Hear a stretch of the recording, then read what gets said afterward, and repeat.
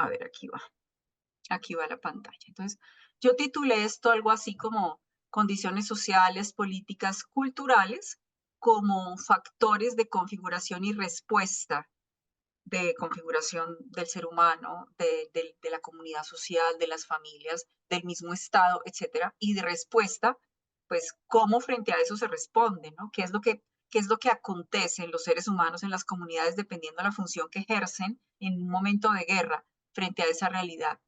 Y concretamente, el contexto de ética, que es en lo que estamos hoy reflexionando para poder comprender ese paso, ese puente de la escritura íntima a la escritura expuesta, ¿no? Pues en un primer momento diríamos que se me ocurrió ir un poquito a algún autor que nos diera una pista sobre el fenómeno de la guerra como tal, un fenómeno que resulta tristemente actual, como que no hubiéramos aprendido las lecciones de cada siglo en ese devenir histórico, ¿no? Es supremamente triste. Encontré un autor que es un sociólogo experto en el tema de la Universidad de Granada, justamente la misma universidad donde viene el padre Carlos Domínguez Morán. Dice este autor, Antonio José Romero, el fenómeno de la guerra se encuentra indisolublemente ligado al devenir histórico, ya que desde tiempos remotos el ser humano lo ha interiorizado, entrando a formar parte de su identidad, es decir, de la manera en la que éste piensa, percibe, siente y concibe la realidad. Es decir, es casi como que el ser humano está traspasado por la guerra y desde ahí piensa, siente y dice, por ser un fenómeno que está continuamente presente a lo largo de la historia de la humanidad. Las guerras se iniciarían así en las mentes de los individuos. No obstante, la guerra atenta contra la vida y la organización social, reemplaza el orden civil por normas y estándares militares y no solo implica la muerte de las personas, sino también la pérdida de su autonomía. Y ahí vamos a ver cómo en Eti esto se va evidenciando enormemente. Cuando ella empieza a decir, hoy a los judíos nos prohibieron entrar a las verdulerías, ya no podemos entrar a comprar una verdura. Hoy nos prohibieron ya pasear en bicicleta, nos van a confiscar las bicicletas. Hoy nos empiezan a prohibir. Y además nos empiezan a decir que tenemos que cargar una estrella amarilla en toda la ropa para que vean que somos judíos. Ya pierden su autonomía. La guerra va a representar, en definitiva, un estrepitoso fracaso de la razón y la civilización moderna. Me parece que es fuerte esta afirmación de este autor y que no puede dejar de ser para nosotros un referente para comprender la situación de Eti, desde dónde ella escribe, desde qué situación está escribiendo.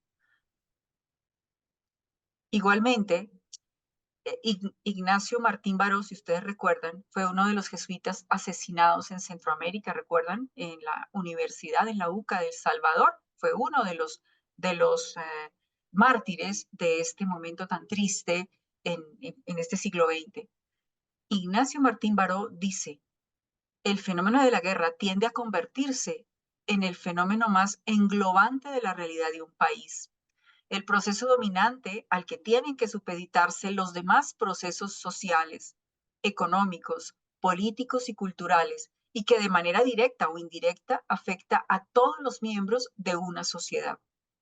Las personas que se van formando en este contexto de la guerra van a asumir como connatural el desprecio por la vida humana, la ley del más fuerte como criterio social y la corrupción como estilo de vida, precipitando así un grave círculo vicioso que tiende a perpetuar la guerra tanto objetiva como subjetivamente. Tristemente esto hoy lo estamos evidenciando. No tenemos que mirar muy lejos para evidenciarlo también. Y es importante que lo tengamos presente como parte de este proceso de contexto en el que estamos sumergiéndonos. En medio de esa situación, contexto, es importante que ubiquemos a Eti en su contexto, empezando también, es un contexto de guerra, Primera Guerra Mundial, Segunda Guerra Mundial, un contexto en Europa y en concreto en los Países Bajos, de donde es oriunda Eti, donde nace Eti. Entonces aquí vamos a mirar un poquito más de cerca como el incidir de este contexto. Ya vamos a ver, aquí tenemos ya más de cerca el mapa de Países Bajos, hoy llamado Países Bajos, antes se llamaba Holanda, ¿sí? de la cantidad de mar que tiene Países Bajos. Sabemos que todos los países que tienen costa, cuando el mar abunda, hay un pensamiento abierto, hay una tendencia a mirar la vida diferente, ¿sí? Y además, esto se ve acentuado con la historia, la cultura y todo el ascendiente étnico-cultural del pueblo neerlandés. Es importante tenerlo presente también. Es un pueblo fruto de otros, como muchos en la historia de la humanidad.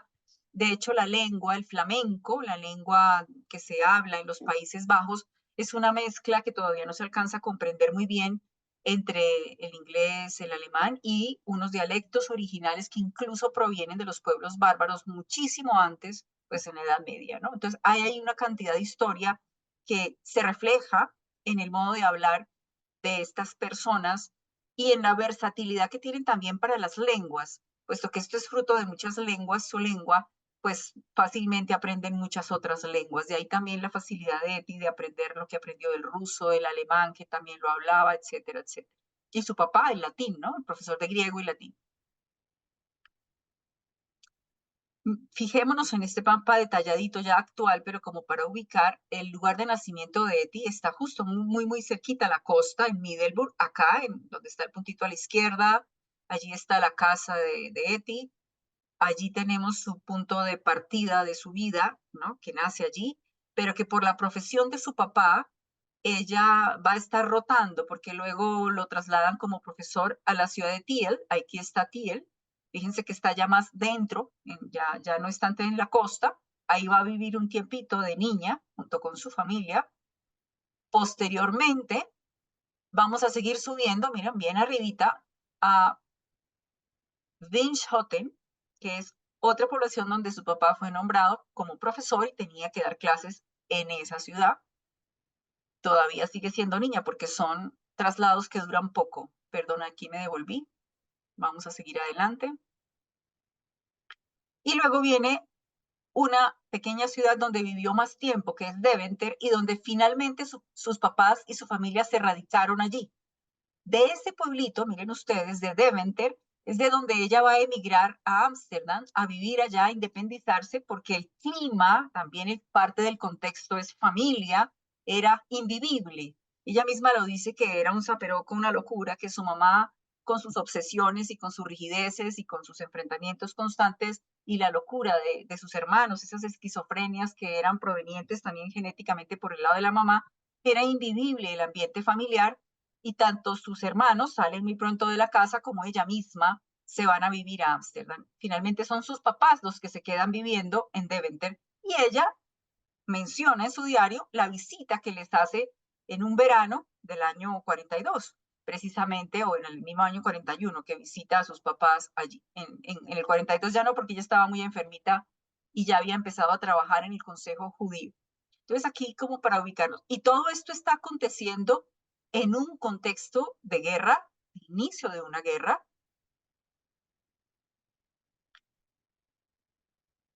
Vamos a ponernos en situación en medio de esa primera descripción que hemos hecho. A propósito del contexto, vamos a mirar ahora el contexto de las ideas, el mundo del pensamiento filosófico en el que Eti se movió. ¿Por qué resulta importante? Porque también la filosofía va a estar afectada por la guerra, por la situación de violencia, y la filosofía naciente en ese siglo XX va a ser una filosofía que hace más contacto con la realidad, que es menos metafísica, diríamos. Por eso surge lo que llamamos la filosofía ética como con más fuerza, la ética, esa rama de la filosofía, y la corriente existencialista y estos grandes filósofos del existencialismo que nacen en este primer momento del siglo XX. Entonces, para algunos es el siglo de la ciencia, para otros llamarían también, dicen algunos, el periodo de la babelización, que es como una torre de Babel. Hay montones de ideas, montones de autores que confunden, ¿no? Que confunden en simultánea ideas, nuevos conocimientos, nuevos métodos científicos, desde distintos ámbitos de las ciencias, pues no solamente desde la filosofía. En el ámbito de la filosofía, como les comentaba, es el existencialismo quizás la corriente como más preponderante durante ese momento y también que incidió en Etty, puesto que leyó autores existencialistas. Se sabe que leyó Heidegger, que leyó a Will Durant, un filósofo norteamericano también existencialista, y a otros filósofos también, ¿no? Entonces hay una preocupación, y como aquí ya hay más filósofos que yo, seguramente podrán decir otra palabrita más, ¿no? Una preocupación por la existencia del ser humano en el mundo, si tiene o no sentido la vida, si existe Dios, si el ser humano es libre. Esas preguntas se las hacen estos personajes y son preguntas que, si vemos con calma, están metidas en la reflexión de Etty, en su diario, están allí como a flor de piel. ¿A dónde vamos? ¿Qué hacemos? Constituyeron esos referentes para el pensamiento también de Etty. Y aquí en concreto vamos a mirar algunos de estos autores y cómo vamos a evidenciar también que pensamientos como estos que ustedes ven en esa frase se reflejan luego en el escrito de Etty en su diario. El existencialismo no es tanto un ateísmo en el sentido en que se extenuaría en demostrar que Dios no existe, sino más bien declara, aunque Dios existiera, esto no cambiaría. No sé cómo les parece hacer una relación en este momento entre esa inferencia propia del existencialismo. Aunque Dios no exista, esto no cambia. ¿Por qué?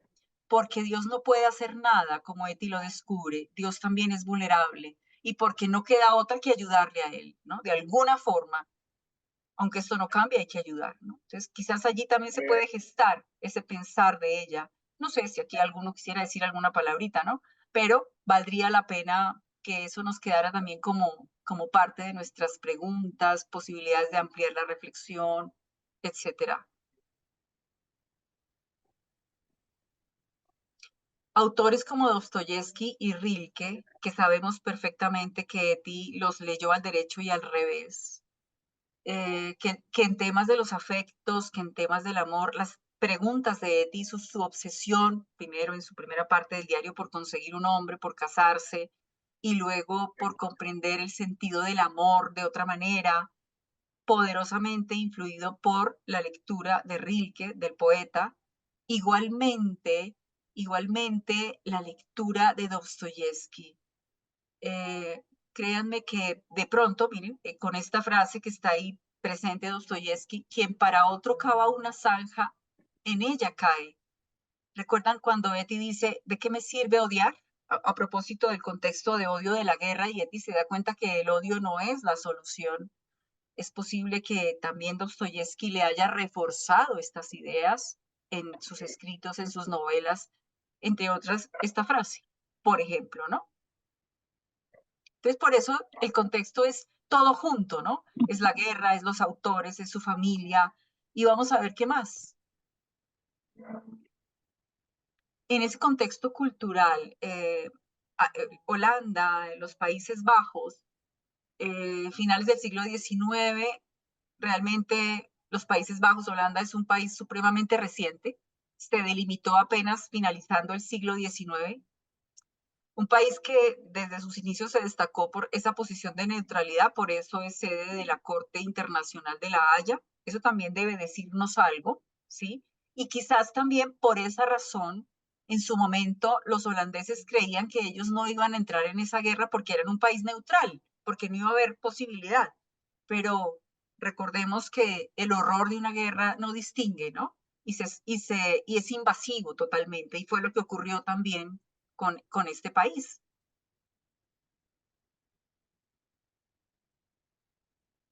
En el ámbito detalladito de la cultura, cómo en Holanda conviven desde hace siglos distintas culturas. Recordemos pues todas las raíces de la cultura bárbara, medieval, de las migraciones nórdicas, de todo esto unido a la progresiva, digamos, empoderamiento de estas distintas vertientes de pensamiento que se fueron gestando, porque quizás uno de los países y de las zonas de Europa con más eh, variedad de pensamiento y de cultura, pues está ahí ubicada en ese norte de Europa, ¿no? Esto ha hecho que junto con el arte y la ciencia también se mantengan actividades tan tradicionales como la ganadería y la floricultura.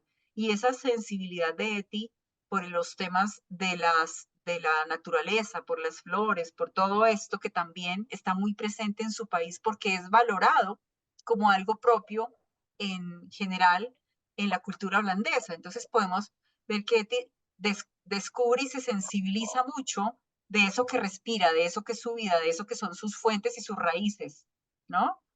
Que también es importante destacarlo porque allí vamos como armando el rompecabezas de cómo era Eti, cómo es que comprendemos cómo escribe también, ¿no? La bicicleta, ¿no? Parece algo como intrascendente, pero es que la bicicleta resulta ser una protagonista importantísima en el contexto de Eti, ¿no? Y en el contexto de la guerra misma. Hoy todavía sigue siendo fundamental para la cultura y el desenvolvimiento hasta económico también de estos países allá en el norte de Europa. La bicicleta es fundamental, ¿no? Bueno, aquí también, ¿no? Pero de otra manera, ¿sí? Entonces, en detalle vamos viendo cómo aquí, esta es una bicicleta típica de los años 30, posiblemente una de ellas, en una de ellas se subiría Eti por esas calles, y cómo es que en bicicleta, moviéndose en su bicicleta, ella va a intuir, a descubrir, a conectar. La bicicleta se convierte en un espacio y en una instancia de reflexión, incluso espiritual. Recordemos que es en bicicleta cuando Eti, esa noche de noviembre 25 de 1941, va a decir, Señor, ya como que hice clic, ya sé, es andando de tu mano como yo puedo resolver mi vida y sin eso no podré, ¿no? Señor, aquí estoy. Seguramente estaré fiel en las duras y en las maduras contigo y seguramente a veces no lo lograré, pero por favor, tenme paciencia, por favor, ayúdame. Esa primera conciencia de que ella decididamente quiere andar de su mano ocurre en una bicicleta. Entonces, por eso me parece que el detalle cultural de este vehículo es fundamental para comprender la importancia que tenía también todo lo que estaba alrededor de Eti para configurar lo que ella fue, lo que ella era y lo que ella fue desarrollando en su grandísima sensibilidad. Contexto académico. Sabemos, creo que aquí casi todos conocemos que Eti es una mujer que estudió jurisprudencia, estudió derecho, que estudió también lenguas eslavas, el ruso, y también estudió el alemán, pues porque su madre era rusa y tenía una particular predilección por la cultura rusa. Ella se sentía hija de Rusia y de Oriente. Muchas de las alusiones que te iba a hacer en el diario van a decir es que si la gente de Occidente entendiera la sabiduría de Oriente, otro gallo cantaría por aquí. O sea, que ella alcanza a intuir, cuando habla de las estepas rusas y de la literatura rusa, un espíritu que no alcanza a ser atrapado por la cultura de Occidente, pero que ella sí, a ella sí le está diciendo algo y que es tan diciendo que también ayuda a configurar su experiencia espiritual, que por ejemplo eso es la tesis de Fernando Arriero en España, la tesis doctoral sobre toda la configuración que aconteció en el proceso espiritual de Eti a partir de su relación con Rusia, ¿no? Es muy importante. Los estudios de psicología, cuando inicia la guerra, está estudiando ella psicología y específicamente psicología, psicoanálisis junguiano, ¿sí? Hay una afinidad, el gusto por la lectura, esa sensibilidad y esa gran lucidez intelectual que le permite ver y a la vez darse cuenta de lo poco que ve, porque ella a veces odia tener un cerebro tan ilustrado y no ser capaz de resolver su propia vida en ese caos que tenía, ¿no? Dentro de ese contexto es profesora de ruso. Ella se sostiene, y esto es parte, en medio de una guerra, ¿cómo vive Eti habiéndose separado de su familia? Da clases de ruso en la universidad y da clases de ruso también particulares en las casas. Visita a las personas y les da clase. Así se va sosteniendo también. Nace, en todo este contexto que estamos conversando, nace entonces, eh, suscitada por la invitación provocativa de Julius, la vocación de escribir en Eti, que al comienzo, vamos, pues ya lo sabemos, se resiste un poco, y cómo Eti convierte la escritura en un lugar, en un lugar, pero es un lugar que yo creo que va más allá de lo físico. Este físicamente, donde ustedes ven, es el escritorio donde ella escribió la mayor parte de su diario en la casa de Han Begerif. Ahí está, su escritorio desde el que miraba por la ventana, se inspiraba y escribía. Pero ese lugar de la escritura trascendió el escritorio. Eso es importantísimo verlo, porque en la escritura ella viajaba y eso lo vemos en las líneas que escribe, que trascienden completamente esas cuatro paredes de ese lugar, ¿sí? Y que ella fue haciendo el espacio, el lugar, el momento, el tiempo cotidiano para plasmar en el papel tanto lo que vive en su contexto, como lo que acontece en su interior, como lo que lee, como lo que dialoga, como toda su dinámica intelectual, emocional y espiritual que se va moviendo y convulsa, va tratando de resolverse en medio de toda esa cantidad y mare magnum de situaciones complejas y contradictorias de ese momento histórico y político. Por esa razón es que Eti va a decir en un momento inicial, cuando todavía no tiene como esa, digamos, afinidad con la escritura, porque por primera vez se la van a solicitar. Por favor, escribe, Eti. Por eso ella, un primer renglón, que va a ser doloroso escribir, que va a ser muy complicado poner esto en una hoja, que no me atrevo, que yo qué sé, que me siento incómoda, pero aún así será necesario si quiero dirigir mi vida a algo razonable, ¿no? Es la conciencia en medio de un contexto histórico tan complicado de descubrir que hay que dejar salir y ese dejar salir brota desde la escritura.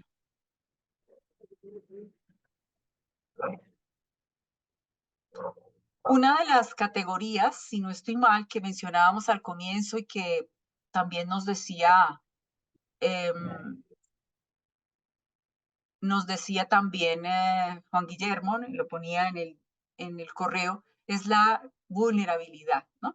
Cómo la experiencia espiritual de Eti brota en medio de la vulnerabilidad y de la incertidumbre. Estamos en tiempos de una progresiva conciencia de la vulnerabilidad, pero ¿cómo es esta conciencia? ¿Por qué en Eti la conciencia de la vulnerabilidad la lleva a donde la lleva?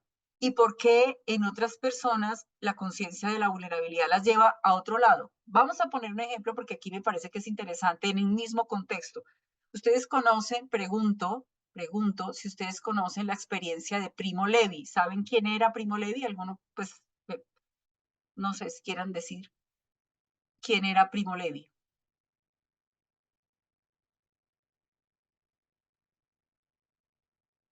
Me voy a lanzar a decir, era un filósofo que se suicidó. Sí, Angelita, un pensador, un escritor judío que estuvo en el campo de concentración, que sobrevivió al campo de concentración, que tuvo que ver lo mismo y quizás menos peor de lo que vio Eti, pero no lo soportó. Sobrevive, ciertamente, al campo de concentración y él comienza a escribir y la escritura de él es súper fatalista, o sea, leerlo a él es complejísimo. De hecho, por ahí encontré una vez en un congreso hubo un diálogo entre Primo Levi y Eti. ¿Por qué Eti es resiliente y por qué el otro no lo logró? ¿Qué es lo que pasa en el ser humano viviendo una misma experiencia de vulnerabilidad, siendo consciente de ella, pero cómo gestiona esa conciencia de ser vulnerable, ¿no? Entonces el asunto está de fondo, ¿cómo es que Eti gestiona su vulnerabilidad? Este hombre, habiendo vivido lo mismo, no es capaz de superarlo. Por eso se suicida y se tira por las escaleras de su casa, tengo entendido ya un año, 2 años después de la guerra. Y en cambio Eti logra hasta el final sostenerse y morir y ser sostén para otros y no huir y o evadirse, que tuvo toda la oportunidad, ¿no? Eso es interesante ver qué pasó ahí en esa mujer para que hiciera eso, para lograr eso. Ahí les dejo esa frasecita, ¿no? Veo tu mundo a la cara y no huyo de la realidad. Hay lugares para los sueños hermosos y sigo alabando tu creación a pesar de todo. ¿Cómo a pesar de todo es posible hablar de una creación y de la belleza de la vida? ¿Qué fue lo que pasó ahí? en medio de ese contexto que estamos hablando y que estamos diciendo. De qué manera Eti logra conectar su intimidad profunda con la exposición a semejante mundo y convertir eso que ella expone en palabra sabia, en palabra que mueve, en palabra que se convierte en abrazo para muchas personas que hoy la leen y que ella en ese momento fue ese abrazo para quienes en su momento estaban totalmente caídos, desmoronados por dentro, porque se sentían que no había posibilidad alguna de nada y que no tenía sentido vivir.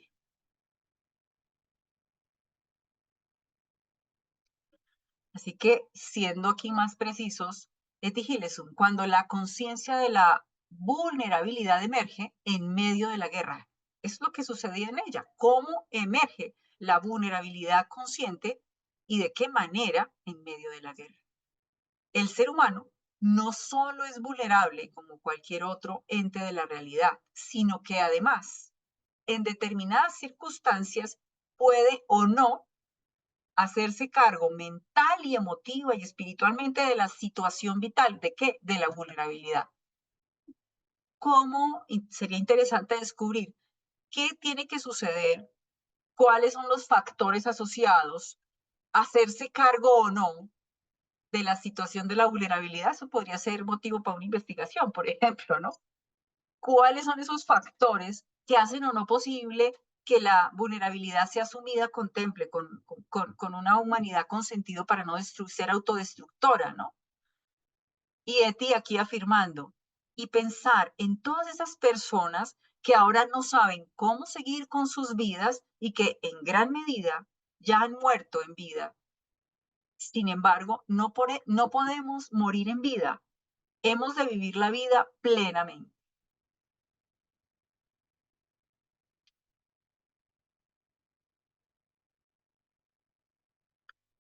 Tenemos de vivir la vida plenamente que llegamos incluso a decir, es la cosa más hermosa que conozco, leer la vida de los seres humanos. O sea, ya no solamente aceptar la vulnerabilidad, sino ser capaz de ir más allá, leer la vida del otro. Era como si me encontrara delante de la valla desnuda de la vida, delante de sus huesos, libre de cualquier adorno externo. Dios mío, te agradezco porque me enseñas a leer siempre mejor. ¿Por qué termino con esto? Porque estamos hablando de escritura íntima, de escritura y también de lectura, ¿no? Me enseñas a leer. Nosotros que leemos a Eti, ¿cómo hemos de aprender a leer para poder sacar el mejor provecho de su sentido, de su contexto y demás? Yo creo que aquí termina, sí, señor. Aquí acaba que esto que acabo de empezar, porque esto simplemente fue una medio provocación y nada más. Sí, pero pues muchas gracias porque creo que además la presentación es muy, muy bella y también a mí me invita a pensar las herramientas que tenía Eti a pesar de su caos familiar. Por ejemplo, esta herramienta estética que también Carlos Domínguez la trae al lugar, que él dice es una mística de la belleza y es que ella logra ver belleza a pesar de estar en un campo de concentración, pero claro, uno ve estos campos de, hay las flores, bueno, había varias flores que le gustaban a Eti, ¿no? Pero las flores emblemáticas los tulipanes, pero hay otro también, hay otra El florecita que por ahí jazmín, crece, el jazmín. el jazmín, que además tiene olor, el jazmín tiene olor, ¿sí? Entonces Hay son varias como, flores, hay como 5. Las rosas también las menciona. Mm, ¿Cómo se llama esta que solamente dura un día? Eh, Hay una flor que es un día y muere. Esa también. Y sí, hay como la varias flor flores de que ella loto. menciona. Sí, no hay otra. Sí, Bueno, entonces, mm, bueno, ese bagaje interno que tenía antes de la guerra, ¿no? Pues que creo que era, lo digo por las fotos que pusiste de estas ciudades tan bellas y el símbolo de la bicicleta también me pareció como muy significativo, pues un aparato tan cotidiano, pero que fue tan significativo cuando ya no podía ni siquiera montar en bicicleta, o sea, era como tan obvio. Alejo,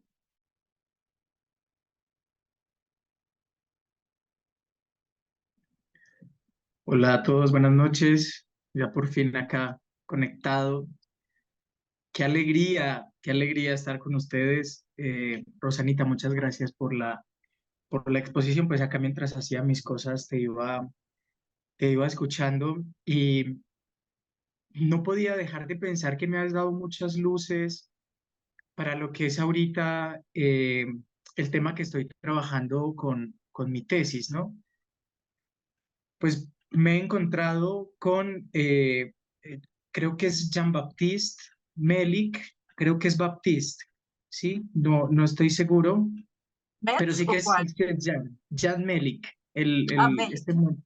Melik, con un libro que se llama La ética de la compasión, la ética de la compasión, y él utiliza lo que Nietzsche llama la muerte de Dios, esa muerte metafísica como para explicar esa necesidad que tenemos de hacernos responsables de nosotros mismos, ¿sí?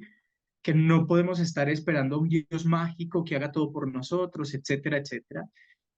Y eh, esta necesidad de narración, que me parece ese ejemplo que pones entre este filósofo que no aguanta la presión de lo que vive y al final termina suicidándose, aun cuando se había narrado también, ¿sí? Él empieza a escribir y en medio, creo yo, o era la impresión que me daba, en medio, tomando este autor Melik, ¿no? Y la ética de la compasión, que utiliza este tema sobre la necesidad de narrarse como para encontrarle sentido a todo esto, pero al final no lo encuentra, ¿sí? Como para darle sentido.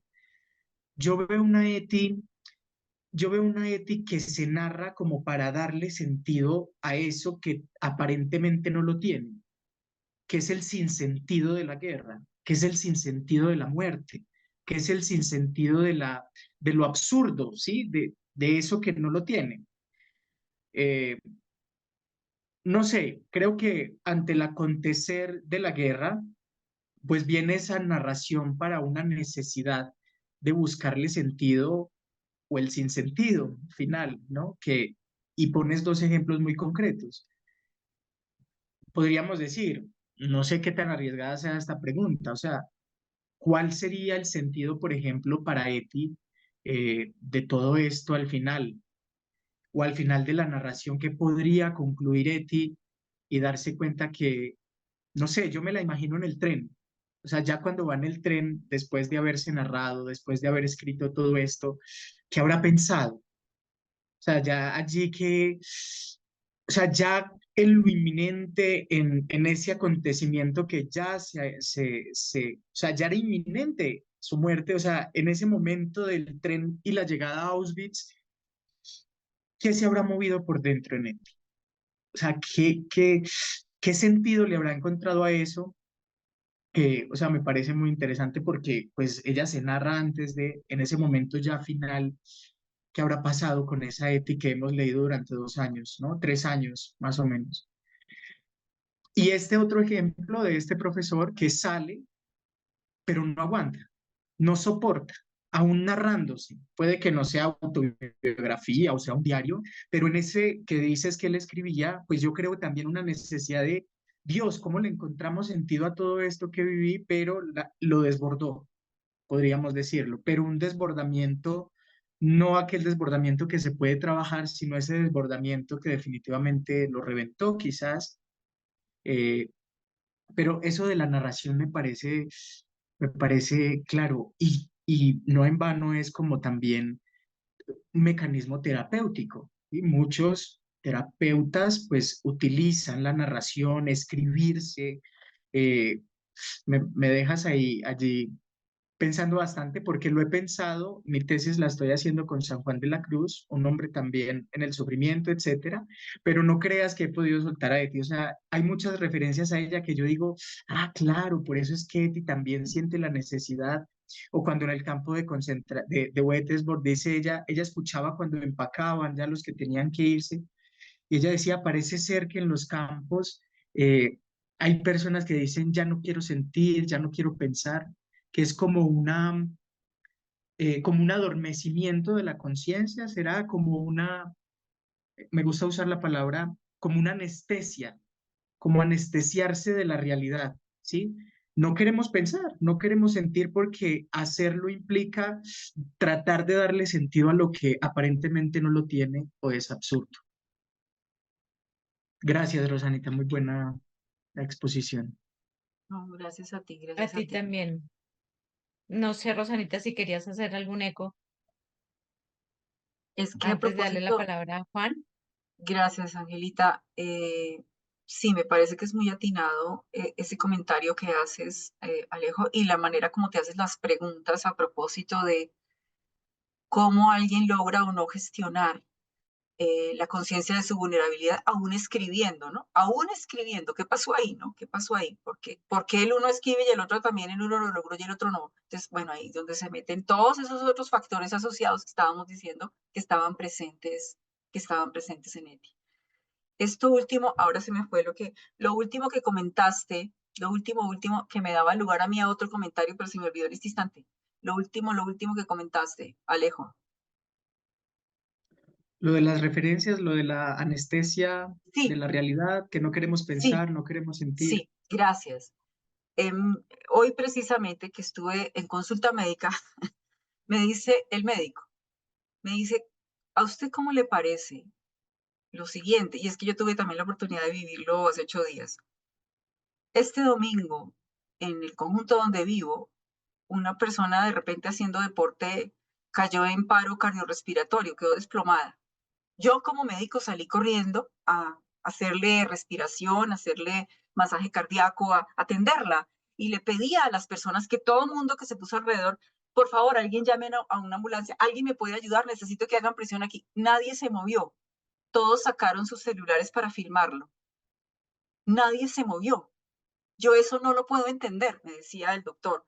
Estamos anestesiados y evadidos de la realidad de lo que es el compromiso directo y que estamos más conectados con un bendito aparato que con las personas, ¿no? Eso me parece a mí mortal, me parece brutal, ¿no? Y creo que guardadas las debidas proporciones es una anestesia terrible, que habría que mirar esto cómo se gestiona, ¿no? Pero era un paréntesis, pero que me llamó la atención. Muchas gracias, Juan. Sí, listo, gracias. Gracias, Alejo. Sí. Y Rosana, muchas gracias por la presentación. También ahí le comentaba a Ángela que estaba increíble, me gustó mucho. Ah, yo quería más que todo comentar, pues en parte la esfera intelectual que usted mencionaba en, digamos, la exposición de Europa en esa primera mitad del siglo XX me parece muy importante porque hay que recalcar como la influencia del judaísmo y que son estos mismos judíos que llegaron a Europa eh, por migraciones, digamos, por persecuciones en Medio Oriente, por persecuciones realmente también en Europa Occidental. Llegaron a esta parte europea del este, esta parte germana de Europa, se asentaron allá, estuvieron allá durante mucho tiempo, mucho tiempo. Eso lo narra un poco Stefan Zweig en su autobiografía, se llama El mundo de ayer, es una novela, bueno, una autobiografía preciosa, se la recomiendo a quien, no sé, quiera ver también como, un recuento histórico de lo que sucedió en esta transición un poco entre el siglo XIX y XX. Y lo que más me impacta es que la mayoría de los avances científicos, intelectuales en general, económicos de Europa, tuvieron una vena judía, tuvieron una vena, digamos, ligada, no sé, a esta religión y más que todo que los que ya, digamos, tenían un asentamiento firme, que ya tenían dinero, se dedicaron a las artes, se dedicaron a la cultura, por así decirlo, a la espiritualidad, a explotar todo lo que podía dar la mente y su alma. Y lo curioso es ver cómo este florecimiento del espíritu humano en Europa y el espíritu, digamos, el auge de la razón, el auge de la ilustración, el auge de digamos, la paz, el orden, verlo de repente roto en 15 años menos. en menos, en un lapso de unos 12, entre 6 y 12 años de masacre total, de persecución total, de brutalismo, que a pesar de todo era organizado, era un orden perfecto. Y estaba el contraste de que estos judíos, violinistas, músicos, profesores de universidad, matemáticos, los mismos judíos que tuvieron que emigrar a Estados Unidos no sé, para la proliferación de sus saberes y para no ser asesinados, y que volvieron luego a Estados Unidos una potencia intelectual, estos mismos judíos eh, reducidos a la animalidad, más mezquina, tratados como, no sé, como prácticamente como ratas. Y el contraste de que, no sé, fue como este mismo movimiento racional, ordenado, todo, que llevó a la población, no sé, como a una contradicción. Eso habla un poco de eso, un filósofo judío que también migró a Estados Unidos, Theodor Adorno, y otro se llama Horkheimer. Tiene un libro que se llama Dialéctica de la Ilustración y hablan precisamente de esto, que es como este espíritu de humanidad, de orden, de paz, que buscaba el conocimiento para liberarnos de las cadenas, del hambre, yo no sé, del pesimismo, de la tragedia, del fatalismo, como este mismo espíritu nos lleva a la autodestrucción de la misma humanidad. Y es curioso porque es un siglo, es una época de contradicción pura, y ahí está también, yo creo que representado el espíritu humano, que es contradicción. La humanidad en sí es contradicción y error. O sea, hay un velo que que cubrió la mente de ciertas personas y los llevó a contradecir, a contradecir precisamente con los mismos medios que usaban para elevarse y para alcanzar la sabiduría. Esos mismos medios usaron para autodestruirse. Entonces me parece muy interesante como ver esto, que también es que potenciar la razón sin más, potenciar la mente, el orden, el cálculo, ver todo en forma tan, yo no sé, tan instrumentalizada, tan mecánica, tan automática, sin un sentimiento de humanidad, sin un enfoque, digamos, más bien, ¿cómo decirlo?, pasional, por el amor al otro, que eso solo lo puede dar, por ejemplo, una creencia en Dios, lo puede dar, por ejemplo, un sistema de valores firme. Esa razón así ciega, enfocada como en el cielo y no más, se va a quemar y se va a caer y pierde sus alas y se vuelve destrucción. Entonces, eso, no sé, me parece muy interesante de esta primera mitad del siglo, y que ni siquiera fue que terminara con la Alemania nazi y la Segunda Guerra, sino que siguió y se desarrolló, y pasó Chernobyl y sigue pasando hoy en día. Seguimos en guerras y seguimos en un tiempo en el que en cualquier segundo se puede destruir el planeta. Mucho más fácil de lo que habría sido hace 80 años. Pero bueno, sí, esa es mi reflexión.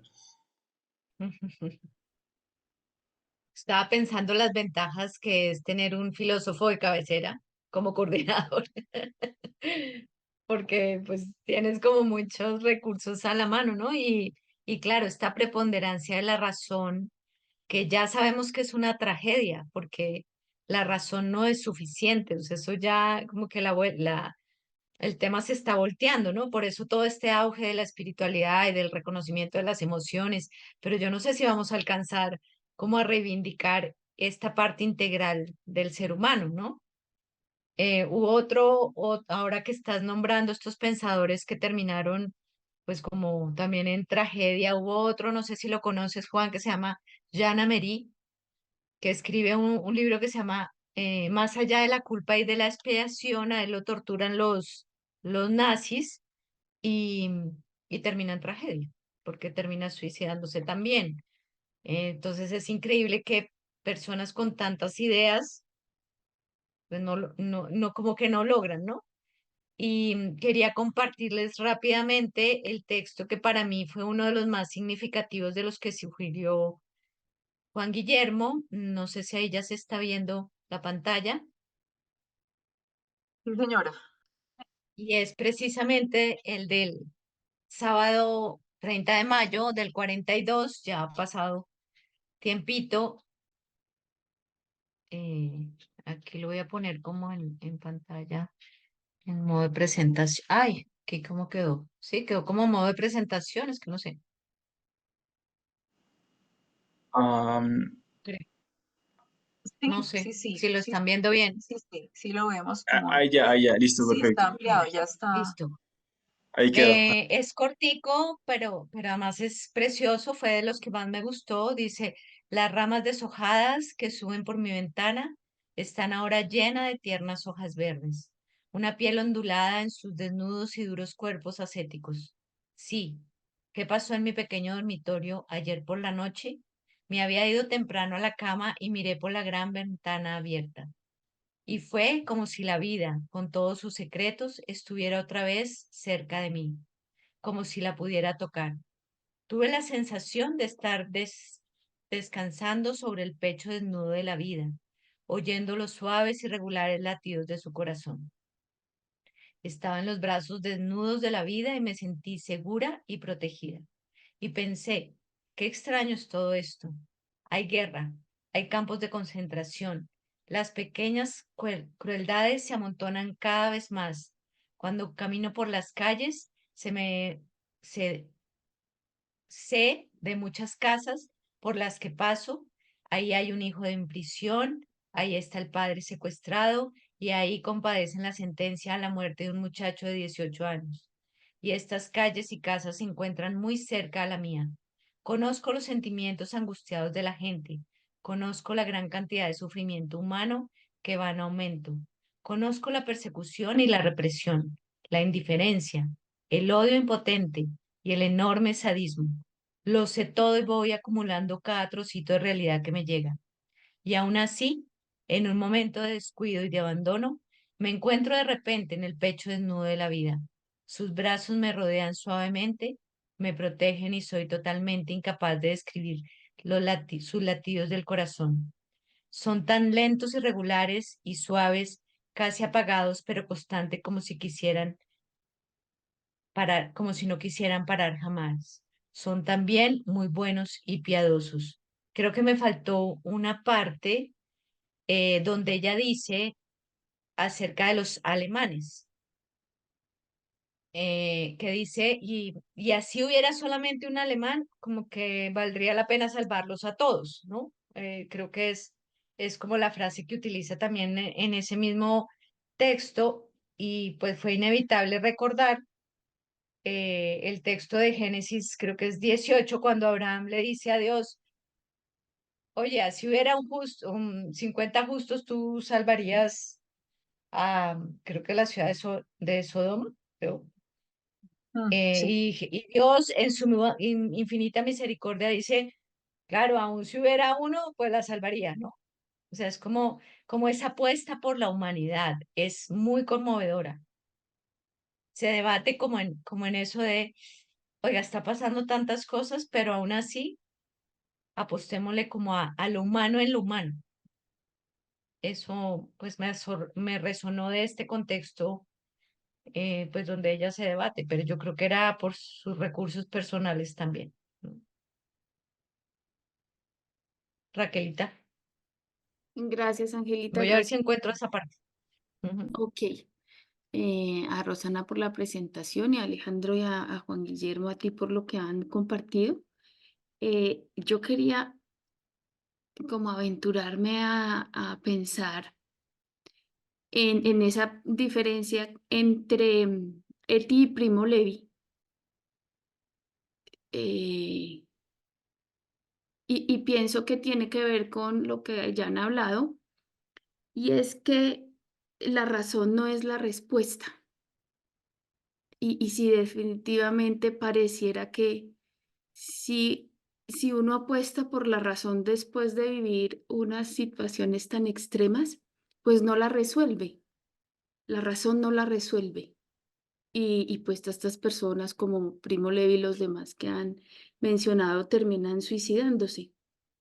Me parece que la diferencia con Eti es precisamente lo que tú leías, Angelita, cuando ella dice que se abandona, que renuncia, que se entrega, que se dona, que ya no busca más respuestas. Y entonces pues eso implica una fe gigantesca y con una confianza en la vida, además, porque ella misma dice, ¿quién le va a pedir cuentas a Dios o a preguntarle por qué si, pues ahí es que ayudarle, ¿no? Como ella lo plantea. Y me parece que ahí hay pues una diferencia grande, porque siendo Eti, pues también intelectualmente tan potente y teniendo esa mente que ella misma eh, la cansaba,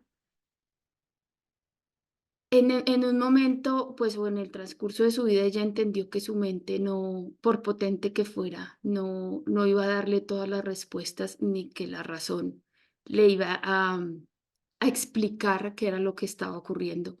Y entonces, cuando ella se abandona y renuncia y va y dice que cuando uno vive, como tú decías, Angelita, en el pecho desnudo de la vida, entonces no hay mucha diferencia entre estar dentro o fuera de un campo de concentración.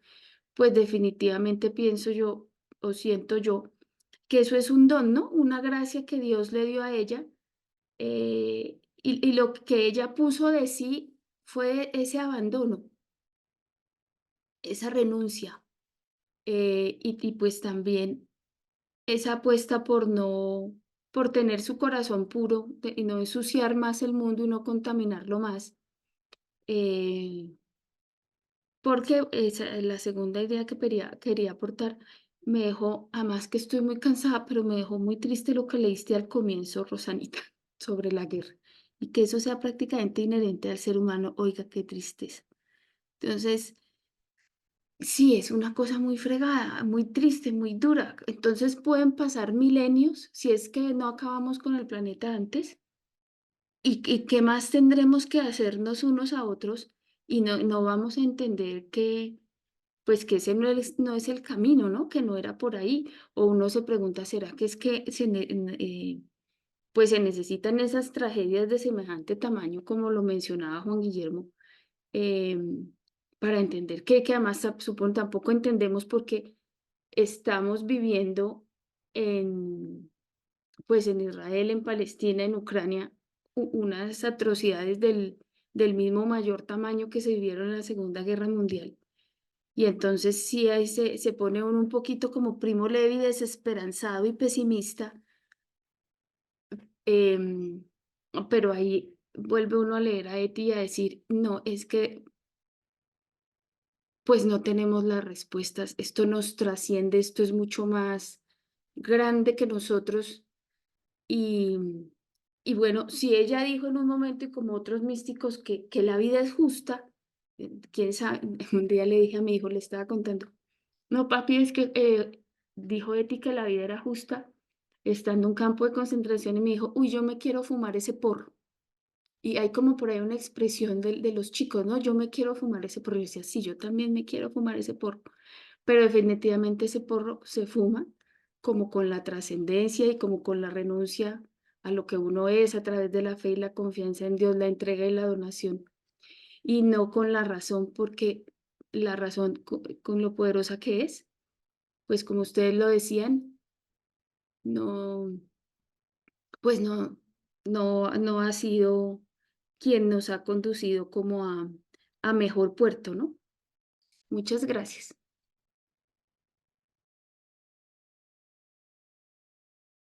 Gracias a ti. Y a ti. ¿Puedo decir una cosita?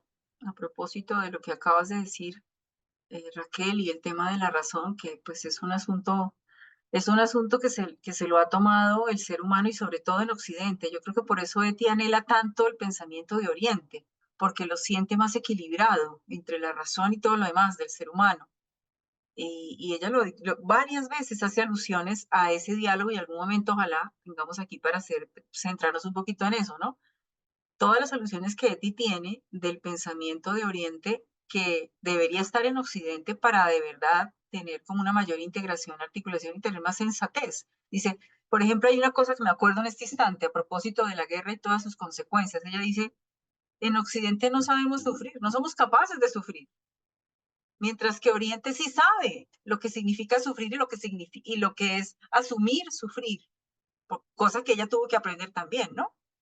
Porque al comienzo estaba llena de preguntas sobre sufrir y sobre el dolor, hasta llegar un momento de decir, no, es que aquí no cabe otra que aceptar, y no por resignación, sino porque es que el dolor es camino, el dolor es ruta hacia algo. Cuando yo le veo sentido, pues cambia completamente la visión. Pero en Occidente la razón no permite ver eso, por ejemplo, ese pequeño detalle, y no permite ver todo lo que despierta la sensibilidad en el ser humano, porque se pierde desafortunadamente. Y a los pocos que intentan mostrar esa sensibilidad los llaman locos, ¿no? Los llaman locos, los llaman místicos, disque místicos, yo no sé cómo los llaman, pero entonces eh, se pierde el horizonte de lo que significa vivir desde la perspectiva humana en toda su integridad, su integralidad y su complejidad, junta, sin desconocer la razón, pero no quedándose en ella, sin desconocer la sensibilidad, no quedándose en ella, sin desconocer su espíritu, sus emociones, no quedándose en ellos.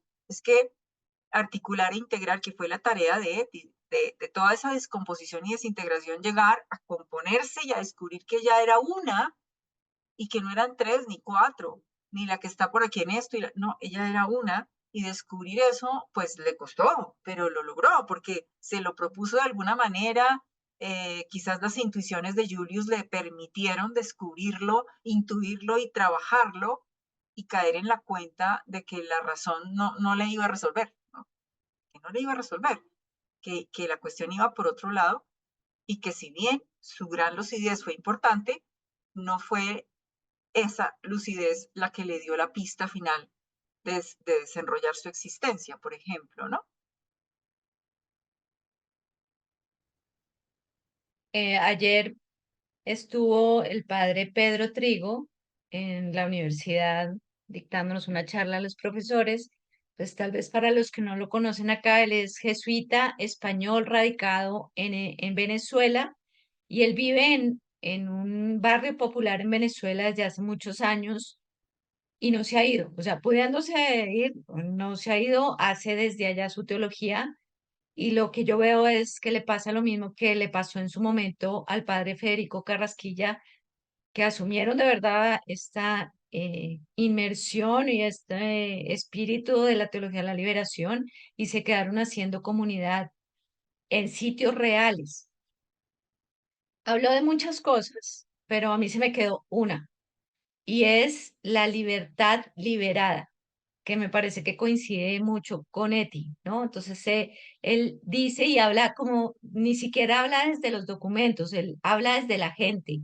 Él dice, yo percibo que la gente, también para poder sobrevivir, ¿no? Porque es que esto debe ser como, vivamos este día, durmamos y sí, sí, como debe estar pasando en Ucrania, como, bueno, como transitemos este día a ver qué pasa, ¿no? Y ya. Pero él decía que él ha venido notando en las personas de fe que tienen la creencia, como decía Juan, de estar libres dentro de la situación, ¿sí? Entonces, por eso decía así la categoría, la libertad liberada. ¿Mm? Y bueno, a mí me quedó resonando como para seguirla trabajando, porque ya creo que es como, ya no peleo contra la situación, está pasando y hago lo mejor posible aquí en este pedacito. Y dice, y estas personas que son muy pobres comparten lo que tienen. Mm. Y eso los hace mucho más maravillosos, ¿sí? O sea, mucho más dignos. O sea, es como, wow. O sea, si eso no es la presencia de Dios, pues entonces como, en dónde la buscamos, ¿no? Entonces, bueno, como para escribir, para buscar de pronto algo del Padre Pedro a propósito de Mm. ese tema. Juan, Sí, que refiriendo a Dios un poco, y me acuerdo que Rosana mencionaba a Dostoyevsky.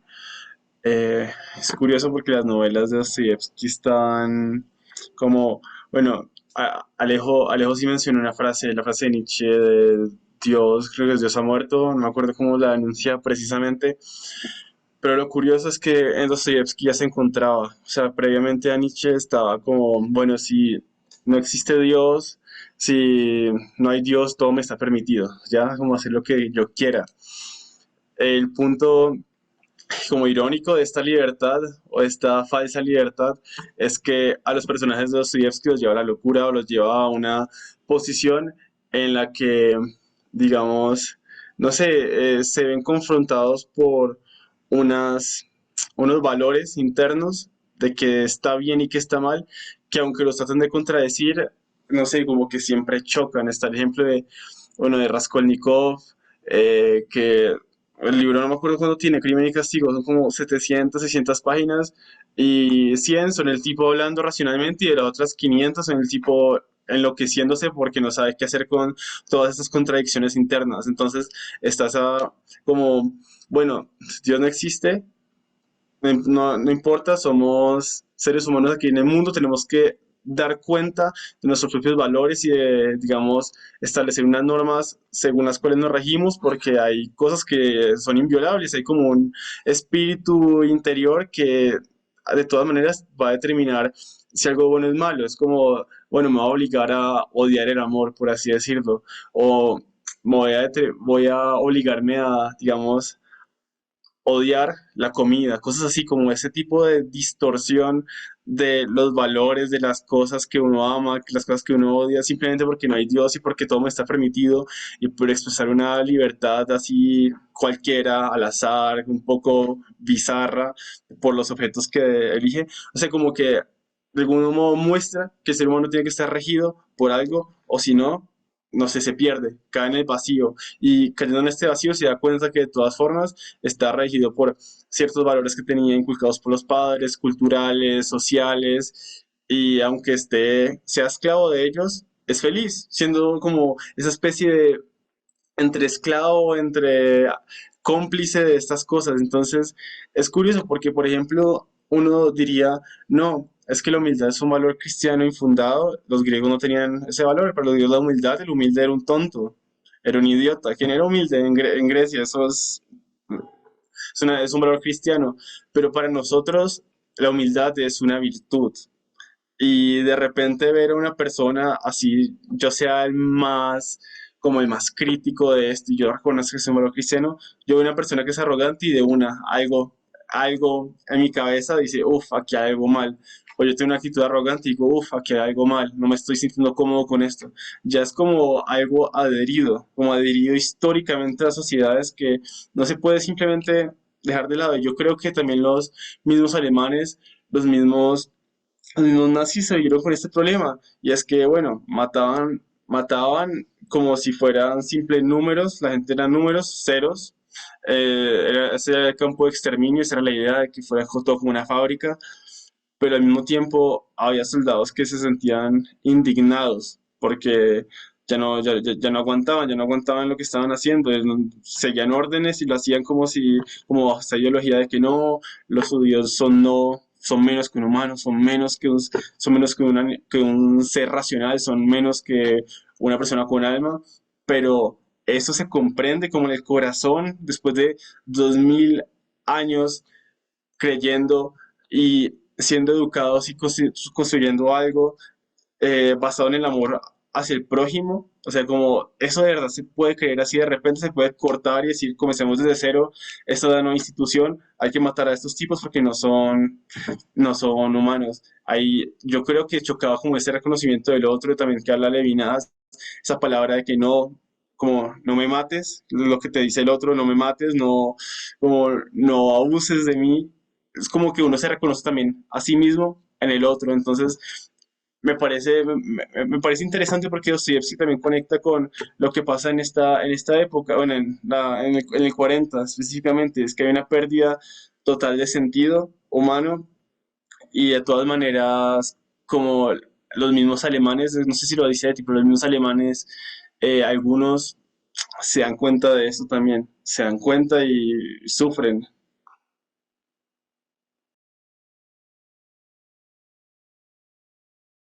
Todos sufren en la guerra, ¿no? O sea, todos, es que, wow,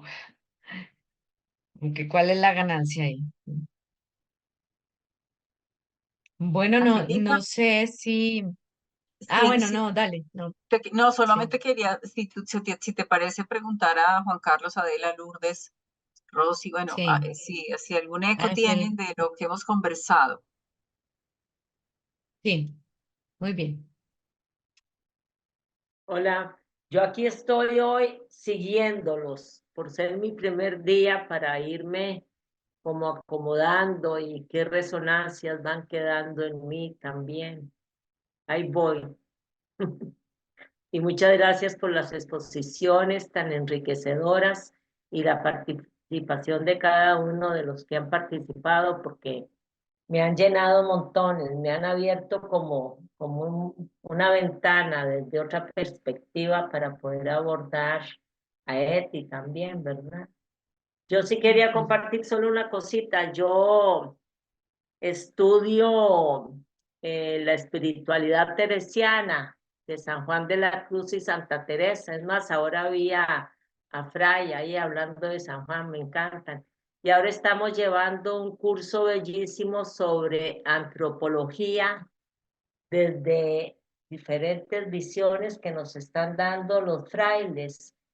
Y es muy lindo porque ellos nos están enfocando desde lo maravilloso que es el ser humano, ¿verdad? A veces nos olvidamos de lo maravilloso que somos nosotros y esta antropología me ha ayudado a valorarme más a mí y valorar más al ser humano, no importa con sus, no sé, fragilidades, discapacidades, pero aún así somos criaturas hermosísimas, creadas por el Señor, ¿verdad? Entonces vemos esta antropología desde la escritura bíblica, desde San Juan de la Cruz, desde Santa Teresa, y eso me ha ayudado, que también esto también lo veo como un paralelismo con Eti, una mujer bellísima desde su humanidad también, ¿verdad?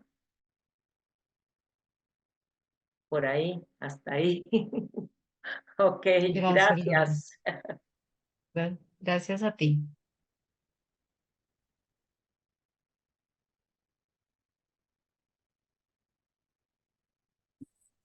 ¿Alguna otra categoría que resuene, Juan Carlos? Sí, ¿Ibas bueno, a hablar?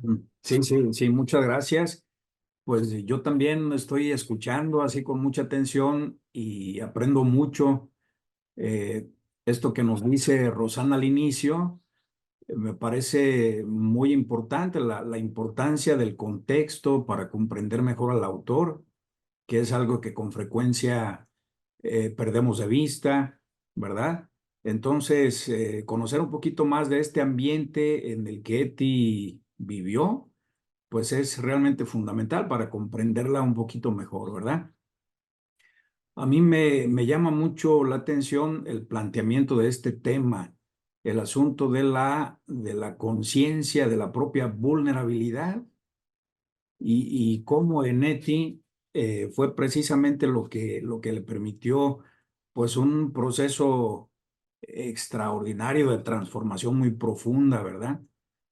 Em, yo creo que se trata de un conjunto de elementos, todos estos que Rosana nos mencionó, este conjunto de elementos, lo que le fueron permitiendo a ella, como esta toma de conciencia más neta, más clara de su propia vulnerabilidad, ¿verdad? Junto con esa capacidad extraordinaria de introspección que tenía Etty Hillesum, mm, para entrar en ella misma con mucha valentía, con mucha honestidad y alcanzar a ver pues todos los aspectos de su propia experiencia, todos esos elementos de vulnerabilidad y al mismo tiempo que Eti tiene a mí me llama mucho la atención esa capacidad de introspección tan profunda, pues al mismo tiempo una mirada muy atenta a la realidad, una gran capacidad para ver con mucha atención, para contactar con la realidad, para tener los pies bien puestos en la tierra. Y yo creo que todo esto pues fue permitiéndole justamente pues esta conciencia de su propia vulnerabilidad para darle un cauce tan positivo, ¿verdad? Tan transformador que le permitió crecer tanto y madurar tanto en tan poco tiempo. Tú, Ángela, mencionaste una palabra que a mí me parece muy interesante y que creo que es clave también en este proceso de transformación de ETI, es la integralidad, una cosa integral, ¿verdad? O sea, no solo la razón, sino no, porque no se trató solo de una, digamos, una introspección así psicológica que le permitió ir sanando varios aspectos de su humanidad, sino que también al mismo tiempo pues fue ordenando otros muchos aspectos de su vida y al mismo tiempo le permitió asomarse a esa dimensión de la espiritualidad, ¿verdad? Porque su descubrimiento de Dios y la profundización en este ámbito de la espiritualidad, pues eso también contribuyó mucho en esta toma de conciencia de su propia vulnerabilidad y al crecimiento, ¿verdad? Entonces yo creo que se trata de un caminito muy integral, el que, pienso yo, el que hizo Etty Hillesum, ¿verdad? Muchas gracias porque sí, aprendo mucho escuchándolos, pues. Gracias. A ti, muchas gracias también. El aprendizaje es mutuo. Nos quedan 3 minuticos. Creo que queda en continuará, como siempre. O sea, esto es muy fecundo. Este espacio, fíjense que se pasa 1 hora y media bastante rápido, pero por la densidad de lo que estamos hablando y pues, poner también nuestros miedos aquí, creo que podemos hacer catarsis, porque creo que en alguna medida grande o pequeña, Adela con el huracán, Decidere con su familia allá en Venezuela, nosotros de vecinos de Venezuela, la guerra mundial, la situación de Colombia, bueno, esto se va haciendo como una mezcla de cosas y por eso la próxima sesión, el 27, vamos a hablar de duelos colectivos. No sé qué más quieras, que va en sintonía con los textos, ¿no? O sea, creo que pueden ser los mismos textos, incluso el cuaderno número 9 que nos sugería Rosana. Y pues bueno, ahí vamos a seguir ahondando sobre esto. Rosanita. Gracias, Angelita. Pues hay un textico que de pronto con él podríamos cerrar, justamente a propósito de algo que tú leíste, algo del tema de Eti y los alemanes. Y me encontré con un textico interesante que voy a compartir. Se lo voy a ver si puedo compartir aquí la pantalla y podríamos cerrar con ese texto. A ver si sí, parece que sí. Bueno, se ve gigante, ¿no? ¿Sí lo ven? Gigantísimo. Sí. Bueno, aquí Eti está hablando de un sueño que tuvo. No es que Julius ese estaba preso, sino que ella se soñó que Eti estaba preso y que se paseaba delante del club de patinaje, tan triste que nunca encontraría palabras para expresarlo. Dice, me topé con un soldado alemán. Lo miré a la cara y le pregunté directamente, ¿tiene usted novia en su país? Él asintió y yo le dije, entonces en estos momentos su novia estará tan triste como lo estoy yo. Entablamos amistad, el soldado y yo, no sé cómo, pues en el sueño, es un sueño, no aparece, pero hablamos varias veces y nos contamos cosas sobre los abusos que perpetraban los alemanes y dijimos, tenemos que verlo y tenemos que confraternizar. Con nosotros empieza la confraternización. Y yo le dije, seguro que llegará un momento en que me tope con algo tuyo y diga, esto es típicamente alemán, pero ¿por qué iba a odiarte por eso? Tengo que aceptarlo como algo que no puede cambiarse. Creo que lo dejo ahí, pero que me pareció interesante que fuera un sueño, que hasta en el sueño Hetty se lo plantea, ¿no? Sí, eso es muy La diciente. integralidad es Sí. el consciente y el inconsciente todo integrado. Muy bien. Sí, ahí van saliendo categorías también que nos ayudan. Bueno, pues muchas gracias, como siempre, a todos, a Gracias. todas. Gracias, Juan, por tus correos y por mantenernos